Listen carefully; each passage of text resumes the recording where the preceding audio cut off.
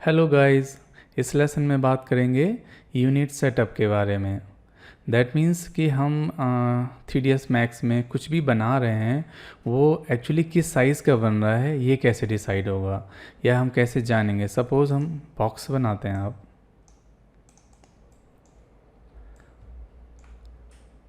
Modify panel में जाएंगे तो इसका ये मेजरमेंट दिख रहा है 90, 50 length, width, height.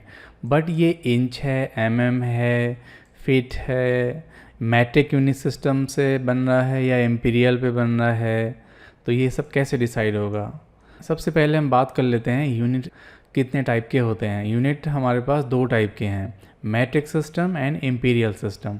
Matric system में सेंटीमीटर एंड मीटर, ये मैट्रिक सिस्टम होता है, और इम्पीरियल सिस्टम में होता है इंच, फुट। तो आर्किटेक्चर फील्ड में मोस्टली अपने इंडिया में inch and fit he use होता है। बट कुछ कंपनीज़ हैं रियल एस्टेट डेवलपर जिनके यहाँ में भी इस्तेमाल होता है। तो जब भी आप उनके लिए काम कर रहे होंगे, जब भी आप कोई नया प्रोजेक्ट बना रहे होंगे, या जब भी आप फर्स्ट टाइम 3ds मैक्स खोल रहे होंगे, तो सबसे पहले तो मैंने बताया था कि आप एक बार रीसेट कर लीजिए अगर कुछ काम कर रहे थे पहले। इससे पहले कि आप नया प्रोजेक्ट स्टार्ट करें, सबसे पहले आपको अपने सॉफ्टवेयर का यूनिट सेटअप करना है। वो कैसे होगा? कस्टमाइज यूनिट सेटअप, क्लियर दिख रहा है। अब सॉफ्टवेयर में यूनिट सेटअप दो टाइप के अवेलेबल हैं। एक है डिस्प्ले यूनिट स्केल, यानी जो हम ऑब्जेक्ट यहाँ बना रहे हैं वो जो अभी हमें यहाँ पे वैल्यू दिख रहा था, तो एक हुआ आपका डिस्प्ले यूनिट स्केल, एक है सिस्टम यूनिट सेटअप। तो जो डिस्प्ले हो रहा है वो ये है, बट ये ध्यान रखिए कि जो डिस्प्ले यूनिट स्केल है ये जो है, या जो आपको ये वैल्यू दिख रही है, ये बिल्कुल इम्पॉर्टेंट नहीं है सॉफ्टवेयर के हिसाब से। ये दिक्कत तब आती है जब हम किसी दूसरे फाइल से कोई डेटा इंपोर्ट करते हैं, कोई ऑब्जेक्ट इंपोर्ट करते हैं, या सपोज़ हम ऑटोकैड की फ़ाइल इंपोर्ट कर रहे हैं, तब ये ज़रूरत पड़ती है कि हमारा जो सिस्टम यूनिट स्केल है वो और ऑटोकैड की फ़ाइल का सिस्टम यूनिट स्केल है वो इक्वल होना चाहिए। या फिर इक्वल नहीं भी होता है तो सॉफ्टवेयर ऑटोमेटिकली जो है 3ds मैक्स ऑटोकैड की फ़ाइल को कन्वर्ट कर लेगा।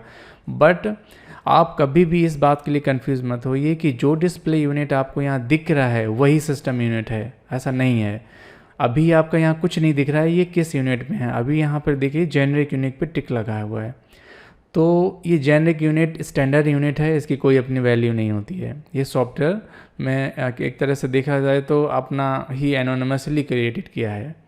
सबसे पहले हमें सिस्टम यूनिट सेटअप करना है। जब भी नया प्रोजेक्ट खोलना है, नई फाइल बनाना है, नया कुछ भी नया करना है, आपको सिस्टम यूनिट सेटअप करना है। जैसे क्लिक करेंगे यहाँ पे दिख रहा है आपको अभी जो है इंच सेलेक्टेड है। हो सकता है आपके सॉफ्टवेयर में फीट, मिलीमीटर, सेंटीमीटर कुछ भी लगा हो, तो आप कोशिश करिए इंच और अपने यहाँ दो ही चलते हैं, या तो इंच चलेगा या फिर चलेगा। तो आप इंच सेलेक्ट करिए, इसके बाद ओके करिए। अब ये क्लियर हुआ कि सॉफ्टवेयर जो भी ऑब्जेक्ट बना रहा है वो इंच में बनाएगा, बट अभी आपको दिखाएगा जेनरिक यूनिट में, तो इसको भी आप इंच में सेट करिए।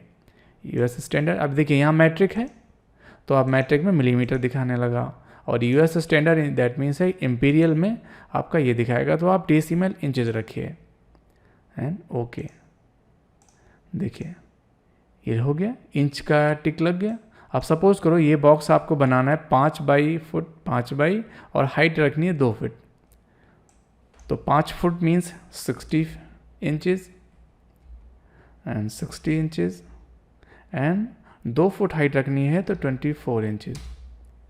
ठीक है, तो ये एकदम क्लियरली है कि अगर आपका यूनिट सेटअप सही है तो आप जो भी ऑब्जेक्ट बना रहे हैं वो क्लियरली मेजर दिखेगा यहाँ पे, मेजरमेंट उसका। इससे पहले कि आप कोई भी आर्किटेक्चरल प्रोजेक्ट बनाए या कोई भी मॉडलिंग कर रहे हो, कोशिश ये करिए कि हमेशा रियल बर्ड से कनेक्ट होके ही मॉडलिंग करिए। अगर आप चाह रहे हैं कि आपका प्रोजेक्ट रियल लाइफ के बिल्कुल डिट्टो ही लगे, मतलब लगे कि रियल, जैसे बहुत देखा होगा आपने इंटरनेट पे बहुत सारे एलिवेशन इन इंटीरियर्स पड़े होते हैं, तो कुछ तो बहुत रियलिस्टिक लगते हैं, बट कुछ एलिवेशन ऐसे लगते हैं कि हैं वो 3 मंजिल के 3 स्टोरी बिल्डिंग, बट वो एकदम खिलौना जैसी लगती है। तो उसमें यही प्रॉब्लम होती है, एक तो वो कैमरा सेटिंग भी होता है, सेकेंडली कई बार ये यूनिट सेटअप ही प्रॉपर वो सेट नहीं करते हैं, और दूसरा जब वो ऑब्जेक्ट बना रहे होते हैं, सपोज करो हम एक बीम डालनी है, मोस्टली लोगों को पता है कि बीम का पिलर मान लीजिए, पिलर का साइज़ क्या होता है 9 इंचेस बाई 9 इंचेस। तो हम बॉक्स लेंगे, कोई भी एक बॉक्स बना दीजिए, मॉडिफाई पैनल में जाइए, इसको 9 और इसकी हाइट सपोज करिए 10 फीट की छत है तो 120 इंचेस। ये आपका वो एक्चुअल पिलर साइज़ है जो आपका रियल में कंस्ट्रक्शन में यूज हो रहा है। तो जब आप गेट के पिलर आप इस साइज़ के बनाएंगे जो परफेक्टली रियल वर्ल्ड के स्केल पे होंगे, तो वो एलिवेशन या वो प्रोजेक्ट बिल्कुल रियलिस्टिक लगेगा। तो ये है यूनिट सेटअप की बात। अब सपोज़ करिए हम फाइल को इंपोर्ट करते हैं ऑटोकैड से, तब कैसे ज़रूरत पड़ती है। तो सबसे पहले हम रीसेट कर लेते हैं, इंपोर्ट एंड मर्ज। हम किसी दूसरे सॉफ्टवेयर की फ़ाइल या 3ds Max की ही कोई दूसरी फाइल जब हम अपने सॉफ्टवेयर में इंपोर्ट करते हैं तो इंपोर्ट एंड मर्ज 2 ऑप्शन मिलते हैं, हमें मर्ज लेना है। इसके बाद आप कोई भी ऑटोकैड की फ़ाइल सेलेक्ट कर लीजिए, बट ये ध्यान रखिए यहाँ फाइल टाइप में ऑल कर लीजिए, क्योंकि इसमें ये एज्यूम करता है कि केवल 3ds Max की फ़ाइल ही ये इंपोर्ट करेगा। ऑटोकैड की फ़ाइल इंपोर्ट होगी तो ये डायलॉग बॉक्स आएगा।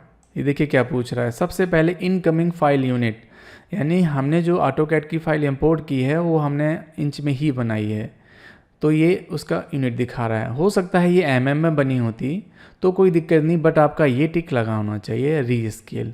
इससे फ़ायदा ये होगा कि अगर वो mm में भी होगी तो वो यहाँ इंच में कन्वर्ट हो जाएगी, तो किसी तरह की कोई इशू नहीं आएंगे। आप ओके कर लीजिए, ठीक, ये आपकी फ़ाइल आ गई। ये आपको सारी वॉल्स दिख रही हैं। अगर हम किसी भी वॉल्स को नापना चाहें तो देखिए पता चल जाएगा आपका। हम बॉक्स लेते हैं, स्नैप टूल ऑन ऑलरेडी है, ड्रैग करिए एंड थोड़ा हाइट ले लीजिए कोई भी,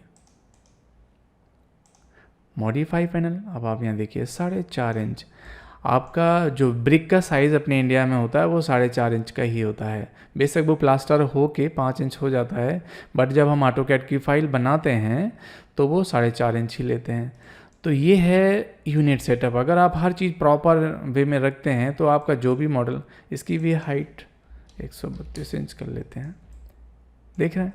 तो ये पूरा मॉडल एकदम रियल वर्ल्ड स्केल में बनेगा, और जब ये रेंडर होगा एकदम परफेक्ट रियलिस्टिक रेंडर लगेगा। इस वीडियो में इतना ही, मिलते हैं नेक्स्ट वीडियो में।